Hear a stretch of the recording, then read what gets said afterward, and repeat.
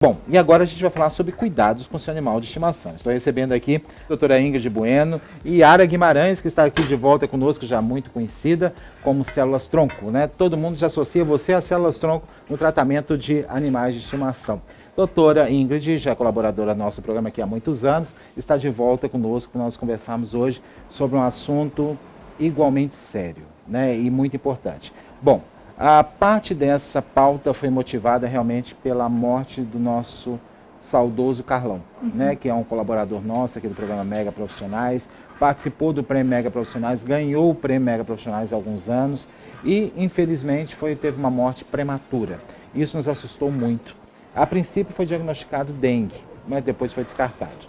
Depois foi diagnosticada uma possível leptospirose ou uma possível hantavirose. E essas pessoas ficaram assustadas. Como que ele pegou isso? Por que ele morreu tão rápido? Uma pessoa aparentemente tão saudável, né? Com uma visão tão saudável, como que foi isso tão rápido, né? Eu queria saber de vocês, o que é a leptospirose, doutora? Bom, a leptospirose, ela é causada por uma bactéria que chama Leptospira interrogans. E o rato é o hospedeiro definitivo, ele não apresenta a doença. Pela urina, ele elimina essa bactéria, normalmente em espaços, regiões alagadas, onde tem deficiência de cuidados sanitários públicos, enfim. Mas também ele pode urinar em cima de latas, de refrigerante, de cerveja, de alimentos. E o problema é quando o ser humano entra em contato.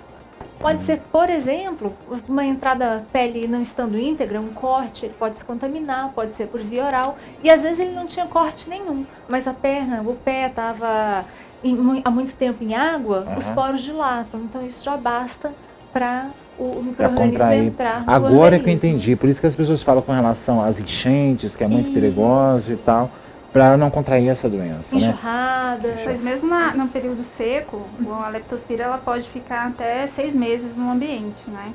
Então, mesmo período, 6 meses depois que o rato fez xixi, ou fez cocô lá, defecou, pode ficar aquilo lá. Isso, então assim, às vezes nem sempre só no período das cheias, né? De chuva, né? Que tem enchente, mas também em períodos secos pode ocorrer. Gente, isso é muito perigoso, isso cabe um alerta para a população de uma forma geral. Principalmente as pessoas que vê, às vezes tem rato em casa, ou passam em casa, em refeitórios, né? Pode se contaminar pela... Qual que é os sintomas da leptospirose? Bom, no primeiro momento ela faz um quadro febril alto e a evolução, porque aí vem a reação do organismo, né, imunológica. E aí a evolução é o quê? Essas bactérias se esconderem nos túbulos renais. É quando pode vir algum problema renal, ou também essa pessoa contaminada, ou esse animal contaminado, que pode acontecer com o cachorro, continua eliminando pela urina. Como que é? Eu não entendi. Então, o animal, o cachorro, o gato... Cachorro, gato, humano... Mas ele também pode transmitir? Também podem transmitir.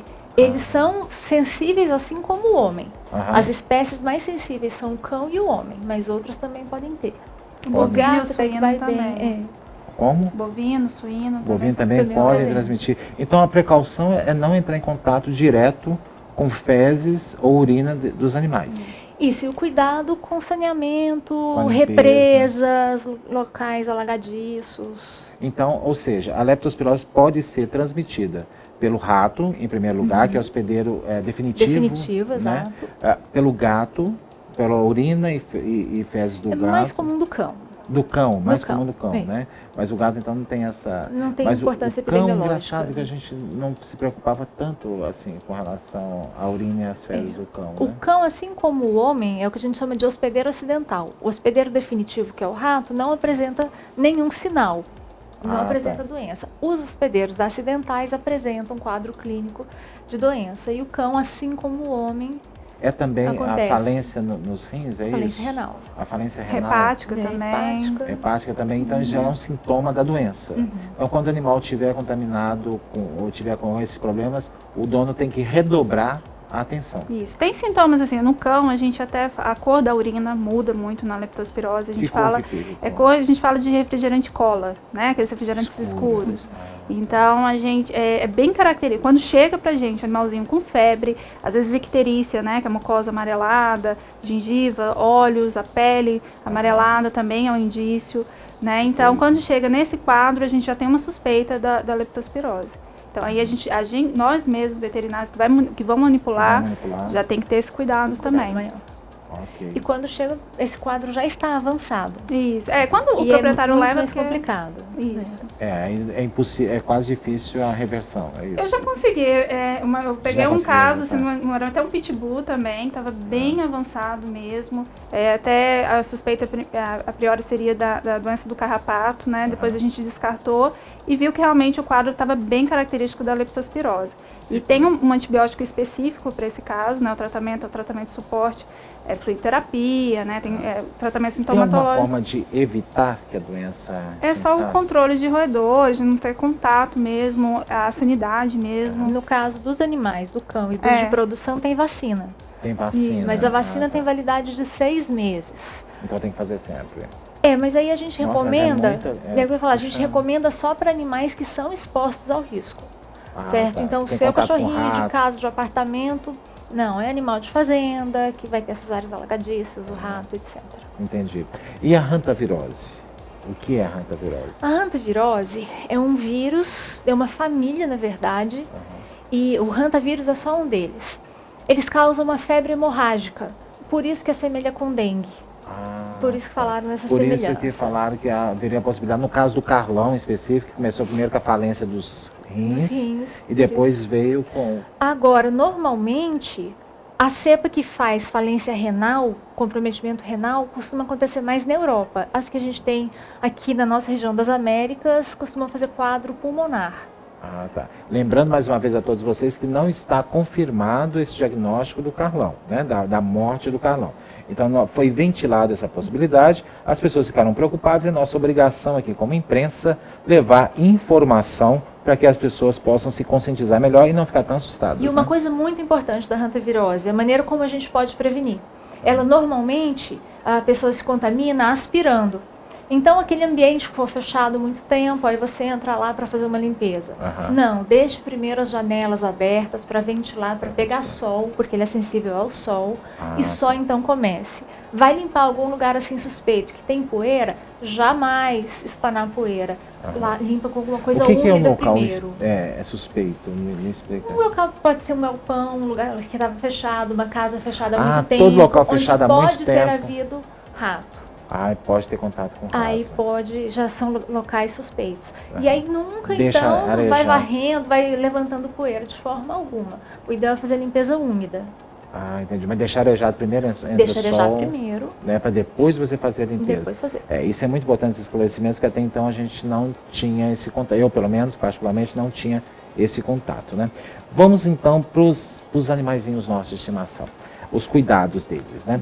Quando a gente adquire o animal, eu principalmente, eu sempre me enquadro nesses exemplos, porque todos vocês sabem, vocês de casa também já me conhecem há muito tempo, sabem que eu tenho vários animais. Esses animais são vítimas de maus tratos, que geralmente eu peguei na rua, né? E, enfim, foram chegando na minha casa.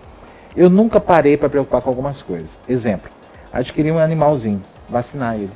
Né? Coisas tão simples, né, gente? É tão pueril.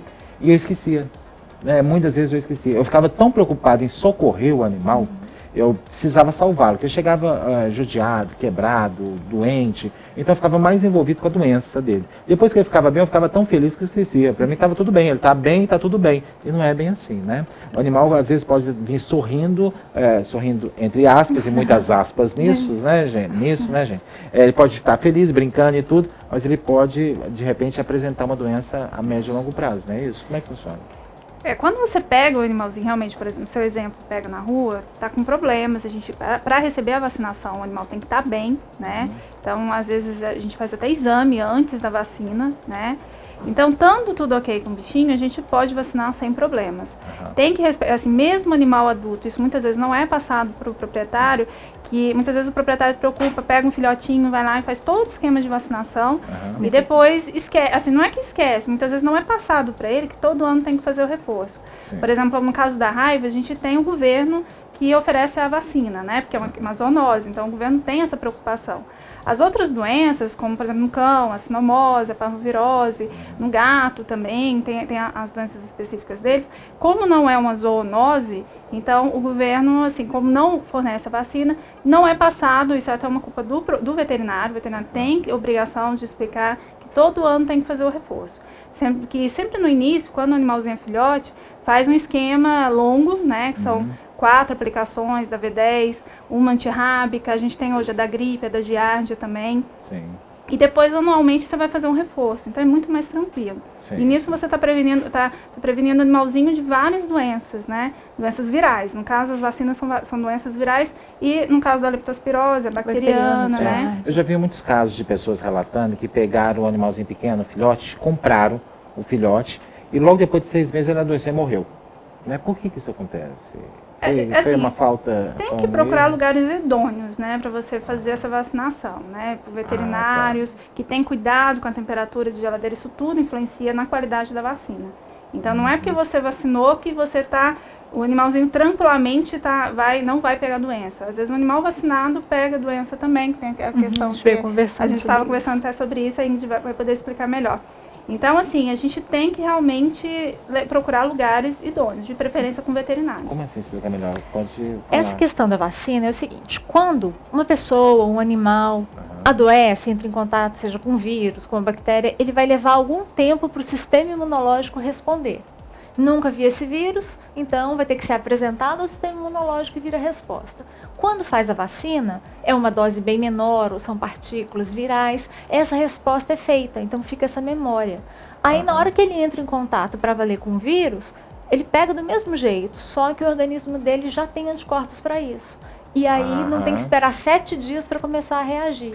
E esses 7 dias são decisivos. São decisivos, né? Bom, precisamos conversar mais sobre isso, né? É natural que surjam mais dúvidas, mais questionamentos. Conto com a presença de vocês em outras oportunidades aqui no programa. Mais uma vez, muito obrigado por vocês estarem aqui. E daqui a pouquinho nós vamos falar de saúde da mulher aqui no programa Mega Profissionais. Vamos ter também o Fashion News com o Nicolas visitando uma telespectadora que nos enviou um e-mail, tá, gente? Para ser repaginado aí o seu guarda-roupa. Daqui a pouquinho vocês vão acompanhar essa matéria em detalhes. E eu, se eu fosse você, não sairia daí. Eu volto já já, depois do nosso intervalo.